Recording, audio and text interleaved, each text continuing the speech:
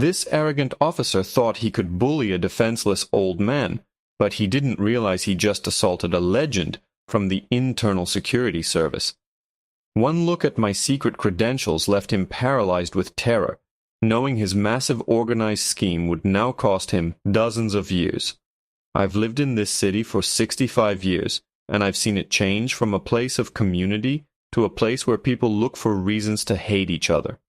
I spent my life working in the belly of the beast, navigating the corridors of power where decisions are made that affect millions. But on a sunny Tuesday afternoon, none of that mattered. To the young man in the crisp blue uniform, I wasn't a retired high-ranking official of the Internal Security Service.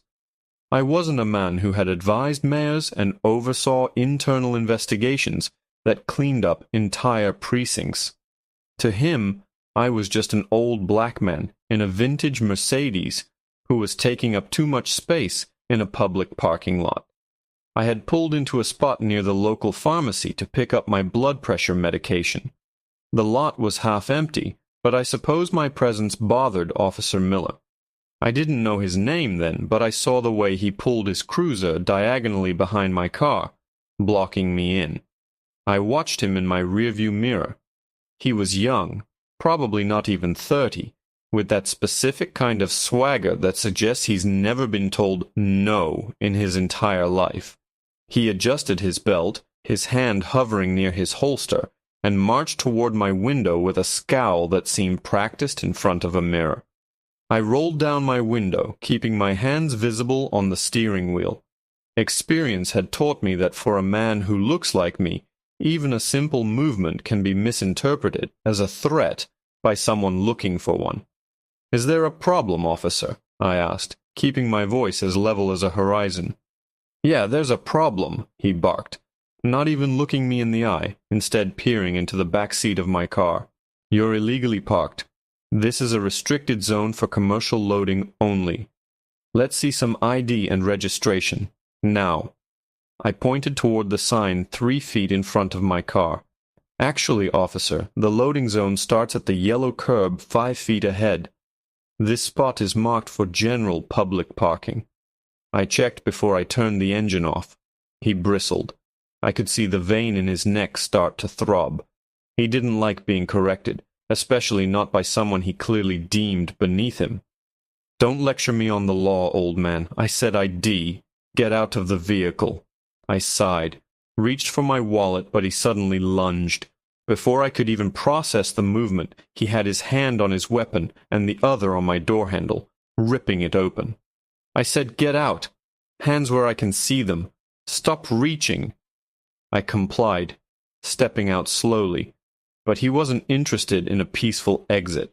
He grabbed my arm, twisting it behind my back with a force that sent a jolt of white-hot pain through my shoulder. He slammed me against the side of my Mercedes, my cheek pressed against the hot metal. I could hear the clicks of onlookers' phones as they started recording, and I could hear the officer's heavy, agitated breathing in my ear. "You're resisting," he yelled, though I was as still as a statue. "You're lucky I don't throw you to the ground right now." "Officer, if you would just look at my credentials," I said, my voice muffled against the car. "I have a special permit in my wallet. I used to work for the Internal Security Service. I'm not a threat to you." He laughed, a harsh, mocking sound. "Internal security? Sure you did. And I'm the King of England. You're probably part of some organized scheme, trying to talk your way out of a felony." He reached into my pocket and pulled out my leather wallet, tossing it onto the hood of the car.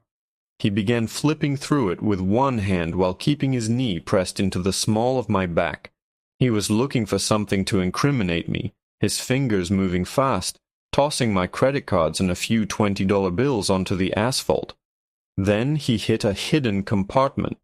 He pulled out a gold-embossed, heavy black card, a lifetime identification credential that very few people in this country even know exists.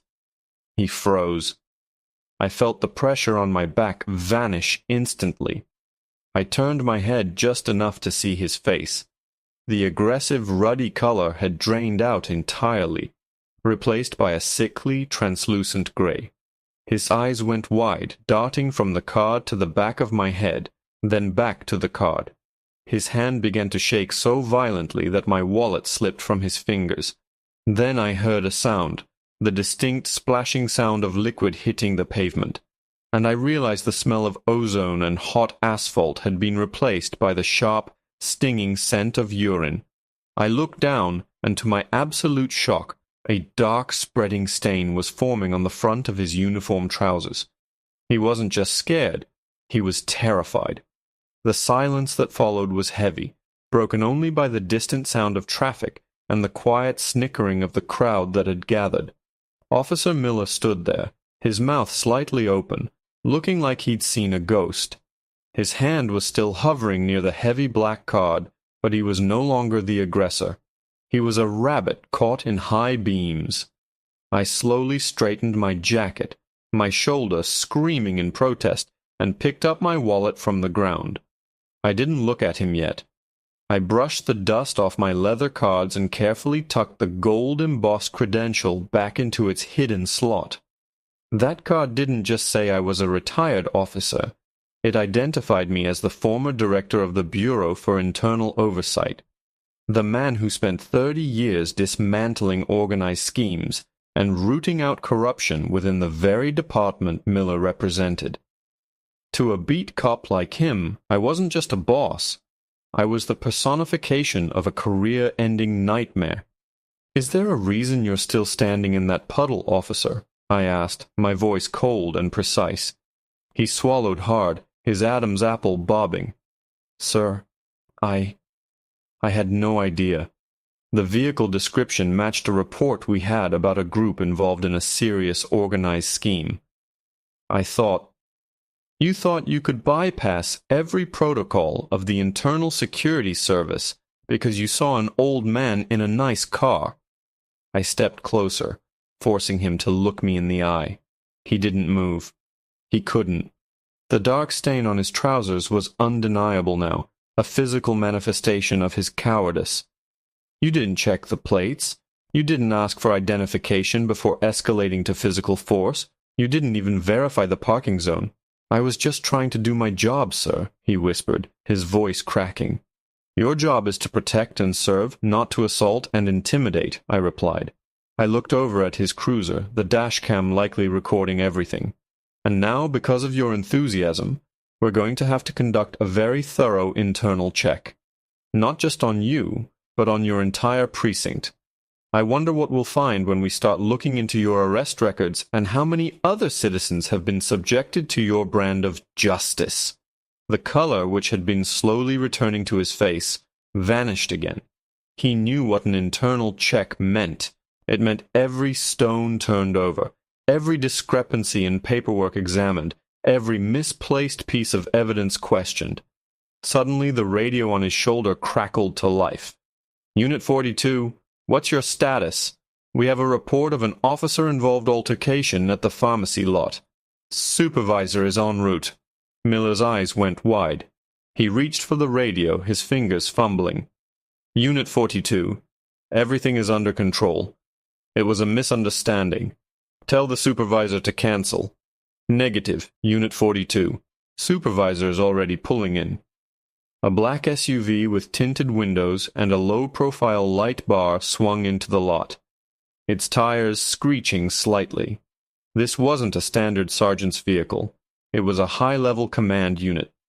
The door opened, and a man in a sharp suit, not a uniform, stepped out. I recognized him immediately. It was Thomas Vance, a man I had personally mentored 10 years ago, now a high-ranking official in the Internal Security Division. Vance took one look at me, then at the cowering, trembling Miller, and then at the wet asphalt. His expression shifted from professional concern to absolute fury in a fraction of a second. He didn't even look at Miller as he walked straight toward me. "Director," Vance said, nodding respectfully. "I saw the alert on the system. Are you injured?" "My shoulder will need an X-ray, Thomas," I said quietly. "But that's the least of our concerns. Officer Miller here was just explaining how my car matched a profile for an organized scheme." Vance turned his gaze to Miller, and the young cop looked like he wanted to melt into the pavement. An organized scheme? Really, Miller? Vance's voice was a low growl. Because I just got a notification from the dispatch center. The report you claim to be following, it doesn't exist. There was no call about a Mercedes. You ran this gentleman's plates 30 seconds after you initiated the stop. Vance stepped toward Miller's cruiser, his eyes narrowing as he looked through the driver's side window. He stopped, his body tensing. He reached in, pulled a small clear bag containing a suspicious-looking substance from the center console, and held it up for everyone to see. Miller, why is there a package of prohibited substances in your patrol car that hasn't been logged into evidence? The crowd gasped. Miller's face went from pale to a ghostly white, and he let out a strangled sob. But as I looked at the bag, I realized something Miller didn't know I knew. That specific marking on the plastic, it wasn't just a random prohibited substance. It was a signature of the very network I had been tracking before I retired. A network we thought we had wiped out 5 years ago. I looked at Miller, and for the first time, I didn't see a scared kid. I saw a link to something much darker. Thomas, I said, my voice dropping to a whisper, check the trunk. Now. Vance didn't hesitate. He signaled to 2 other officers who had just arrived in a second backup unit. They approached the trunk of Miller's cruiser with grim faces, their hands on their duty belts. Miller let out a low, pathetic moan, his knees finally giving way as he sank into the puddle he had created.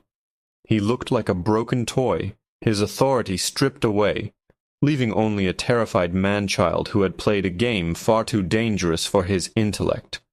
When the trunk popped open, the silence in the parking lot became absolute.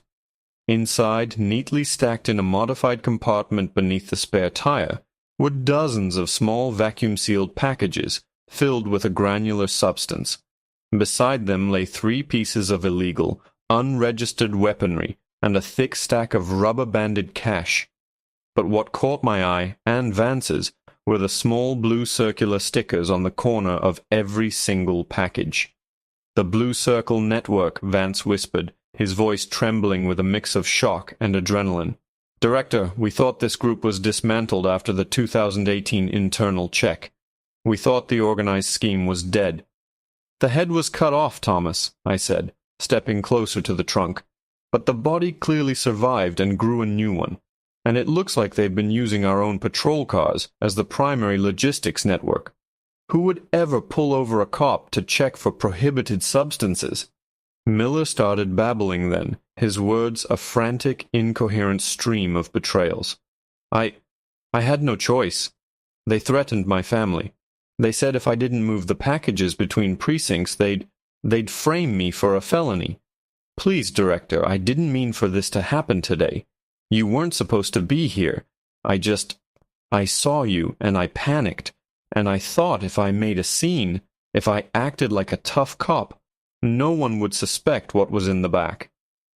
You chose the wrong man to use as a distraction, Miller, I said, looking down at him. You saw an old man you thought you could bully to satisfy your own ego and hide your cowardice. Instead, you handed us the keys to the entire network. Vance didn't waste any more time. Officer Miller, you are under arrest for possession of prohibited substances with intent to distribute, possession of illegal weapons, and official misconduct. And given the nature of this network, you're looking at an enormous term in federal prison. Take him away. As the other officers hoisted the sobbing, humiliated man to his feet, the crowd that had been filming erupted. The video of Miller assaulting me, followed by his terrifying realization of my identity, and finally the discovery of his crimes, all while he stood there with soaked trousers, was already hitting the internet. By the time they put him in the back of a different cruiser, he was already the most famous dirty cop in the country, but for all the wrong reasons. A week later, I sat in Vance's office at the headquarters of the Internal Security Service. The fallout had been massive. Using the evidence from Miller's trunk and the data on his burner phone, Vance's team had arrested 14 other officers across 3 different precincts. The organized scheme that had been leeching off the city for years was finally being torn out by the roots. "We owe you a lot, Director," Vance said, handing me a cup of coffee. "If you hadn't stood your ground, Miller would still be out there. That network would still be growing." "I was just picking up my blood pressure medication, Thomas," I said with a tired smile. "I didn't set out to take down a radical group, but I suppose after 40 years in this business, you never really stop being on the clock." As I walked out of the building and back to my vintage Mercedes, I felt the ache in my shoulder, a reminder of the encounter. But as I pulled out of the parking lot, I saw a young officer directing traffic at the corner. He saw my car, saw me, and gave a respectful nod. Justice is a heavy thing, and sometimes it's messy. Literally. But as I drove home, I knew that for at least one day, the system had worked.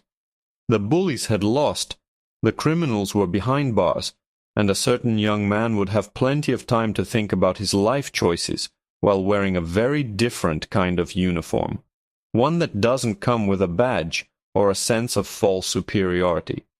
And the best part? Every time someone mentioned his name in the city from then on, they didn't talk about his toughness. They talked about the day he peed his pants in front of the man who ended his career. That, to me, was the most satisfying resolution of all.